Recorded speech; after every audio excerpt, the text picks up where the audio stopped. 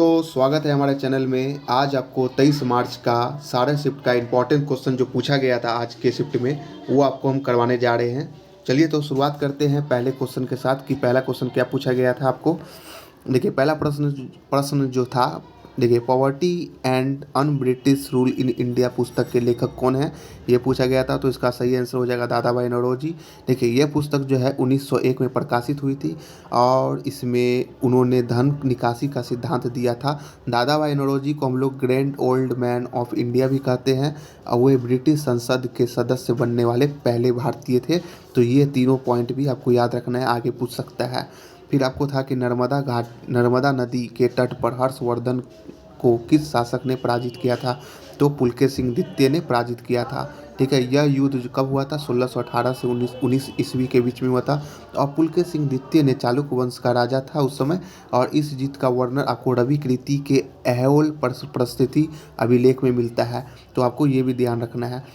फिर आपको देखिए एक क्वेश्चन पूछा था कि भारतीय संविधान का कौन सा अनुच्छेद संविधान के प्रारंभ पर नागरिकता की व्याख्या करता है। तो कौन सा अनुच्छेद है? तो अनुच्छेद आपको 5 है। यह अनुच्छेद उन लोगों को नागरिकता देता है जो भारत में पैदा हुए हों और जिनके माता पिता भारतीय हों। नागरिकता का वर्णन संविधान के आपको भाग 2 में है। 5 से 11 अनुच्छेद आपको नागरिकता के बारे में बताता है।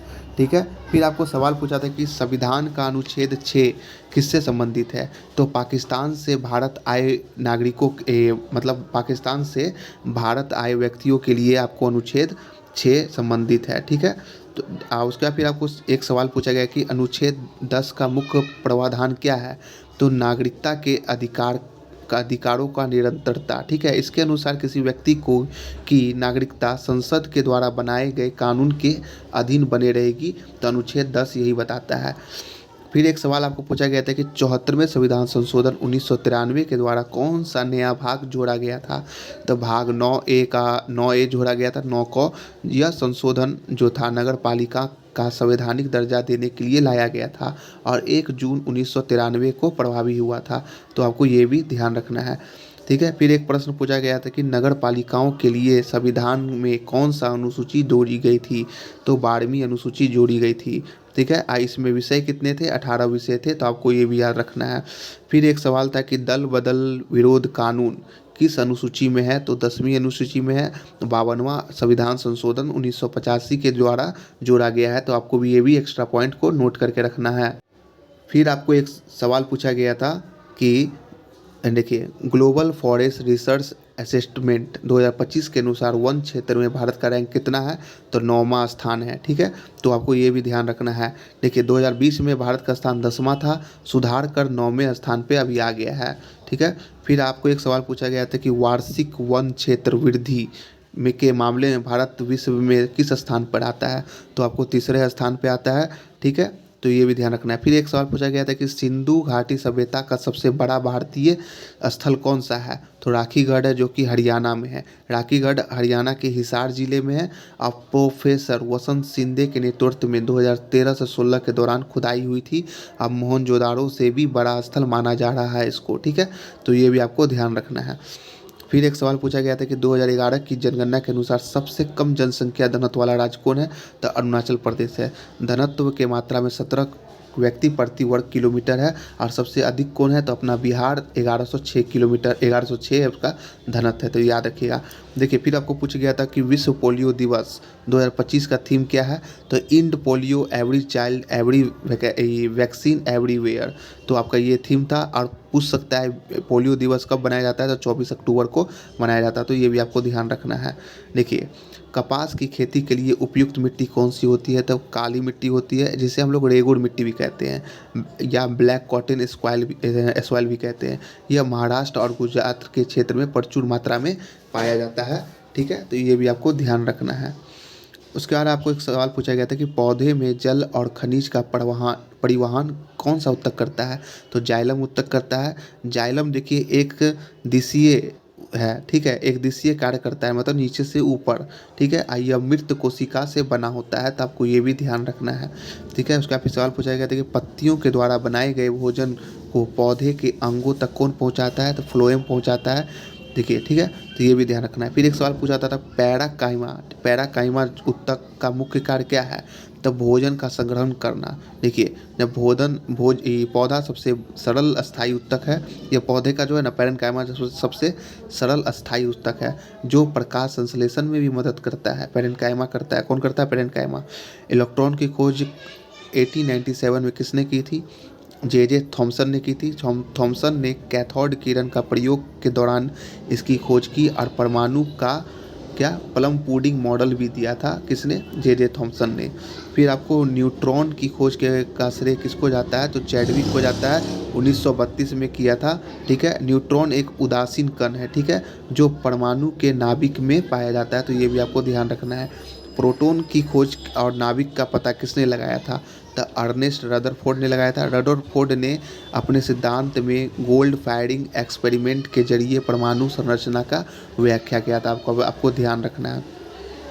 फिर उदासीनीकरण अभिक्रिया में क्या उत्पाद प्राप्त होता है? तो क्या होता है? लवक और जल प्राप्त होता है। देखिए, जब अम्ल और क्षार मिलते हैं तो वो एक दूसरे से उदासीन कर लेते हैं और साथ में ऊष्मा भी निकलती है, तो आपको ये भी ध्यान रखना है। ठीक है, फिर हम लोग को 22 नंबर में देखिए क्या है, अम्ल जब धातु के साथ क्रिया करता है तो कौन सी गैस निकलती है? तो हाइड्रोजन गैस निकलती है। कौन सी? Hydrogen gas. ठीक है, तो आप जैसे कि देखिए जिंक और सल्फ्यूरिक एसिड की क्रिया से कौन सी गैस निकलती है, पूछ सकता है, तो हाइड्रोजन गैस। तो आपको ये भी याद रखना है। देखिए, फिर उसका कंप्यूटर की वह विशेषता क्या है जिससे वह बिना थके बार बार काम कर सकती है? तो उसे हम लोग कहते हैं डिजिलेंस। कैसे कहते हैं? डिजिलेंस मतलब उद्यमिता कहते हैं। तो आपको ये भी ध्यान रखना है। देखिए, कंप्यूटर में जो होता है BIOS का फुल फॉर्म क्या होता है? तो बेसिक इनपुट आउटपुट सिस्टम होता है। यह मदरबोर्ड पर स्टोर एक फॉर्मवेयर है जो सिस्टम शुरू होते ही हार्डवेयर में मतलब चेक करता है, हार्डवेयर को चेक करता है। तो ठीक है, तो ये भी याद रखना है। फिर आपको पूछा गया था कि BBG राम अधिनियम 2025 किस योजना के स्थान पर लाया गया था? तो आपको मनरेगा के स्थान पे BBG राम अधिनियम लाया गया था। तो इसे भी याद रखना है। इसमें क्या किया गया था? ये अधिनियम में मतलब 100 दिन से जो रोजगार को था ना, पहले 100 दिन का रोजगार दिया जाता, गारंटी रोजगार, उसको 125 दिन कर दिया गया। ठीक है, इस बस इसको 100 मतलब 125 100 से बढ़ा के 125 कर दिया गया है। ठीक है, पृथ्वी का चुंबकीय क्षेत्र कहाँ से उत्पन्न होता है? तब बाहरी कोर से उत्पन्न होता है। ठीक है, तो ये भी याद रखना है। ठीक है, उसके बाद फिर हम लोग को एक सवाल पूछा जाता है कि रागिनी किस राज्य की लोकप्रिय पारंपरिक लोक संगीत है, मतलब शैली है? तो रागिनी जो है हरियाणा की लोक संगीत शैली है। ठीक है, देखिए रागिनी जो है हरियाणा की प्रमुख संस्कृत गायन है। जो बाउल जो है कहाँ की है? पश्चिम बंगाल की है। अलवनी कहाँ की है? महाराष्ट्र की है। तो ये भी याद रखिएगा, आगे पूछ सकता है एग्जाम में। ठीक है, फिर हम लोग को पूछा गया था कि भारत की पहली ई लोक अदालत कहाँ है? तो आपको जून 2020 में छत्तीसगढ़ में ई लोक अदालत का आयोजन हुआ था। ठीक है, तो आपको ये भी ध्यान रखना है। ठीक है, फिर पहली पारंपरिक लोक अदालत जो कहाँ खुली गई थी? तो गुजरात में। कब खुली गई थी? तो 1982 में। ठीक है, देखिए भारत की पहली शारीरिक रूप से आयोजित लोक अदालत कहाँ खुली गई थी? तो गुजरात में 1982 में। तो ये भी आपको ध्यान रखना है। विंडो 11 में स्टार्टअप प्रोग्राम को मैनेज करने के लिए किस टूल का उपयोग करते हैं? तो MSCON FIG सिस्टम का उपयोग करते हैं, तो उसको याद रखिएगा। ठीक है, फिर आपको एक सवाल पूछा गया था कि नागरिकता संशोधन अधिनियम 2019 के तहत किन देशों के अल्पसंख्यक को नागरिकता दी जाती है? तो पाकिस्तान, बांग्लादेश और अफगानिस्तान को दी जाती है। ठीक है, तो ये भी ध्यान रखना है आपको। फिर आपको सवाल पूछा गया था कि CAA 2019 के तहत नागरिकता के लिए निवास अवधि 11 वर्ष से घटाकर कितना कर दी गई है? तो 5 वर्ष कर दी गई है। यह कानून उन लोगों पर लागू होते हैं जो 31 दिसंबर 2014 से पहले भारत आए थे, उसके लिए। ठीक है, देखिए अमीर खुसरो ने किस भाषा को केवल ब्राह्मणों की भाषा कहा था? तो संस्कृत को ब्राह्मणों की भाषा कहा था। ठीक है, देखिए फिर उसके बाद फिर क्या था कि देखिए गहन कृषि के बारे में पूछा गया। गहन कृषि की मुख्य विशेषता क्या है? तो कम जमीन पर अधिक उत्पादन करना गहन कृषि की मुख्य विशेषता है। ठीक है, तो आपको याद रखना है। ठीक है, फिर आपको पूछा गया था कि विस्तृत कृषि कहाँ प्रचलित है? तो विस्तृत कृषि जो है आपको कनाडा और ऑस्ट्रेलिया में प्रसिद्ध है। ठीक है, तो आपको ध्यान रखना है। फिर आपको पूछा गया था 68वें ग्रैमी पुरस्कार 2026 में बेस्ट न्यू आर्टिस्ट का खिताब किसने जीता था?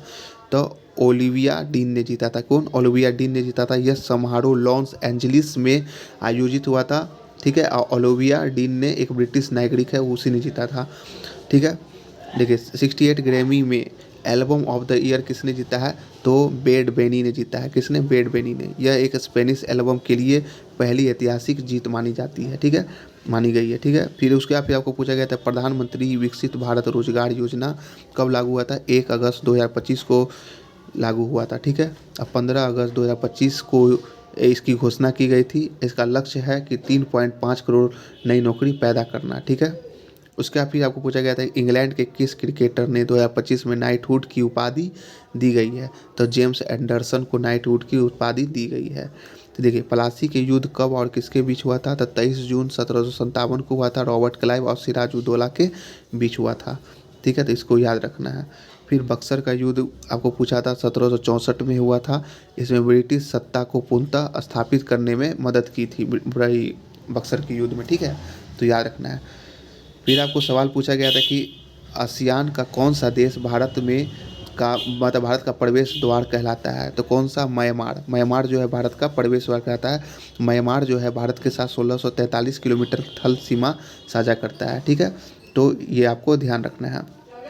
देखिए आसियान क्षेत्र में भारत का आर्थिक प्रवेश द्वार किसे माना जाता है? आसियान क्षेत्र में तो किसे माना जाता है? तो सिंगापुर को माना जाता है, ठीक है। तो ये भी ध्यान रखना है आपको। देखिए उसके बाद क्या है, फिर आपको पूछा गया था कि देखिए विश्व पर्यावरण दिवस का कब बनाया जाता है? तो 5 जून को बनाया जाता है। इसका थीम आपको पूछ सकता है। तो इसका थीम क्या था? प्लास्टिक प्रदूषण को समाप्त करना इसका थीम है, तो आपको ध्यान रखना है, ठीक है। फिर आपको मंदिर से भी सवाल पूछा गया था खजुराहो का लक्ष्मण मंदिर किस देवता को समर्पित है? तो ये भगवान विष्णु को समर्पित है, तो आपको ये याद रखना है। और चंदेल शासक यशोवर्मन के ने बनवाया था, ठीक है। तो इसे और ये पंचायतन शैली से बनी हुई मंदिर है, तो आपको ये भी ध्यान रखना है, ठीक है। देखिए टैगा वन किस प्रकार का वन का उदाहरण है? तो ये शंकुधारी सदाबहार वन का उदाहरण है, तो आपको ये ध्यान रखना है। फिर आपको वर्तमान वाणिज्य एवं उद्योग मंत्री मई 2025 तक कौन है? तो पीयूष गोयल हैं। वे भारत सरकार के कैबिनेट मंत्री के रूप में इस मंत्रालय का कार्यभार संभाले हुए हैं, तो आपको ये भी ध्यान रखना है। 48 नंबर देखिए नागरिकता अधिनियम 1955 की धारा 10 क्या प्रावधान है? नागरिकता का छीन जाना आपको दिया हुआ उसमें, ठीक है। तो ये कब होता है? यदि कोई व्यक्ति देशद्रोही गतिविधि में शामिल हो तो केंद्र सरकार उसकी नागरिकता को अनिवार्य रूप से समाप्त कर सकती है, तो आपको ये बताया गया है, ठीक है। देखिए COP30 में जलवायु शिखर सम्मेलन 2025 कहाँ आयोजित हुआ है? तो बेलम ब्राज़ील में हुआ है, ठीक है। इसमें जो है ना ग्लोबल मीथेन प्लेज के तहत इसमें मीथेन उत्सर्जन में 30% कटौती का लक्ष्य भी रखा गया है, तो याद रखिएगा। फिर 50 नंबर में क्या है? सुप्रीम कोर्ट ने अरावली पहाड़ियों के लिए कौन सी वैज्ञानिक परिभाषा दी है? तो उसमें बोला है 100 मीटर से अधिक ऊंची वाले लैंड फॉर्म्स, ठीक है। तो उसमें मतलब बताया गया है कि मतलब 2025 में फैसला केवल उन्हीं पहाड़ियों को अरावली माना जाएगा जिसकी ऊंचाई धरातल से 100 मीटर के या उससे अधिक होगी, ठीक है, उसी को माना जाएगा। हालांकि उसके नीचे जो रहेगी उसको मतलब हटाने का आदेश दे दिया गया है, ठीक है। तो आपको ये ध्यान रखना है। तो हम दोस्तों जैसा हम बोले थे आपको 50 क्वेश्चन, तो आपको 50 इंपॉर्टेंट क्वेश्चन करवा दिए। इसका जो डिस्कशन भी देख लीजिएगा जो आपके आगे के एग्जाम में इंपॉर्टेंट है, ठीक है। तो हम इस डिस्कशन जो करवाएं इसमें कुछ एक्स्ट्रा पॉइंट जो बताएं वो भी आगे एग्जाम में पूछ सकता है। मिलते हैं नेक्स्ट वीडियो में।